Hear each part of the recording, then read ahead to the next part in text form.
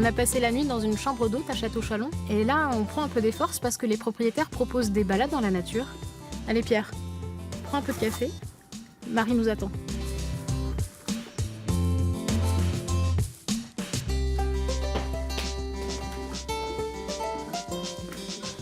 Ah bah, je te cherchais Marie. Ça y est, le petit-déj s'est bien passé? Très bien, Ouais. impeccable. Bon. Là, tu prépares l'arrivée de touristes qui Oui, viennent oui, déjà. on a du monde ce soir, hein, l'hébergement est complet. Vous avez combien de chambres en tout? On a 4 chambres, voilà, dont une suite parentale qui fait 6 couchages, donc on peut accueillir jusqu'à 12 personnes. Et puis l'année prochaine, en 2020, on ouvre une 5e chambre. Pour faire vivre ce lieu, un groupe d'amis, avec chacun sa spécialité. Marie organise des balades et des sorties nature familiales. Cette année, on met en place les balades à thème, avec tout ce qui est plantes sauvages, la faune aussi. On va partir avec Arthur qui a préparé cette petite sortie nature, balade nature, simplifiée, mais on va la faire ensemble, voilà.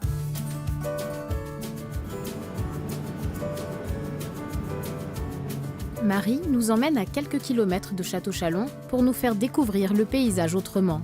Première activité dans la forêt. On va te faire découvrir les reculés, mais pour pouvoir y accéder, on va te faire un ticket d'entrée que je vais te passer. C'est une forme que tu vas retrouver dans la nature. Tu vas devoir chercher une forme qui correspond.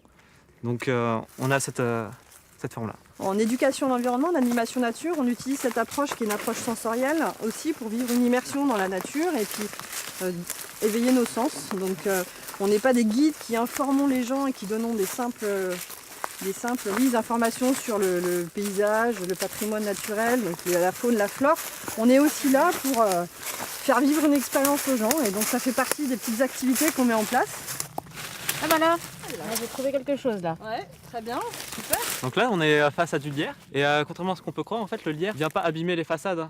Le lierre, il vient s'accrocher aux façades avec ses petits poils qu'il possède et il prend racine uniquement au sol. Bon, souvent les gens pensent que le lierre il est mauvais et que c'est un parasite et qu'il étouffe l'arbre, mais en fait c'est pas trop le cas. Il est juste, il utilise l'arbre comme un tuteur en fait pour aller gagner en hauteur et chercher la lumière pour pouvoir se développer. Un peu plus loin, les deux animateurs repèrent un hêtre, l'occasion de faire une nouvelle pause. Donc là on voit la bogue de la faine de hêtre. Il manque la petite graine qui est à l'intérieur, qui a été consommée.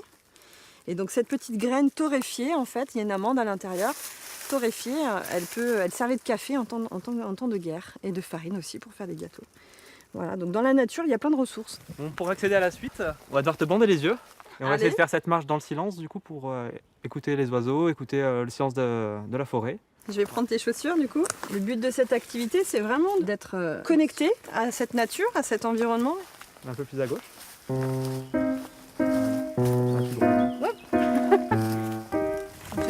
Un peu plus à droite. Regarde, il y a des ronces. Oups. Voilà. Ah oui, j'ai senti. Tu l'as senti? Ouais, j'ai senti. Là, on est sorti de la forêt, non? Ah, très intéressant. Qu'est-ce qui te fait dire, Claire, que tu es sortie de la forêt? Ben, je sens le soleil en fait. Ah. Donc, D'accord. Donc tu sens que tu approches peut-être. ah ben, je pense qu'on n'est pas loin de la falaise. Ah. Vous m'arrêtez, hein. Nous arrivons face au reculé, un paysage typique du Jura qui s'est formé pendant des millions d'années.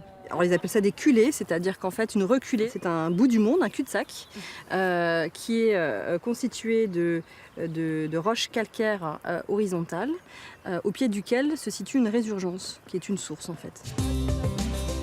Marie et Arthur proposent des animations nature tout l'été, à leurs clients mais aussi aux visiteurs curieux de découvrir l'environnement de Château-Chalon.